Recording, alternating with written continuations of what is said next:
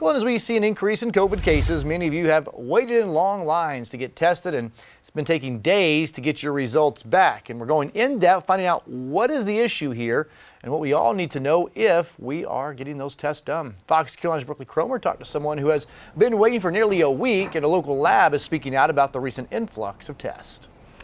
Well, Cody, we've heard from several viewers. They've reached out to us after getting tested and expecting those results within 48 hours, only to still be waiting days later. Now, this is the case with one Greenville man who says he got tested at a DHEC site last Wednesday. It's now 5 days later, and he says he's still waiting for his results.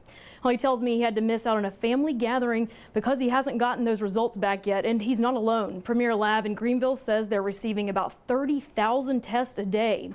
The lab tells us the number of daily tests has quadrupled since this time last year, and they've seen a 700% increase in the past few weeks. DHEC's lab has the capacity to process about 2,500 test samples each day, and the majority of tests are processed at non-DHEC testing facilities. Well, DHEC says the tests should be processed within 48 to 72 hours, but some labs are still catching up with demand, fueled by the new variant. The lab tells us they're looking to hire about 100 employees per shift to keep up with the amount of tests they're seeing.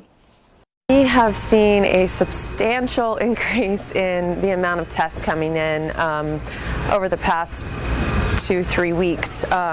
With this Omicron variant, it is so highly transmissible, and so it is spreading very quickly. So because of that, testing has increased, but also another factor is that a lot of people are required to get a test to be able to go to work or to go to school. A lot of people who are going to get tested are testing because they're taking a trip, and they need to get tested within 48 hours of an international trip, or they have family coming into town in a couple days. You know, they're usually getting these tests taken because you have something upcoming, you know, in the near future. And if they're taking 5 days to get a test back, then kind of what's the point at that point of getting the test at all?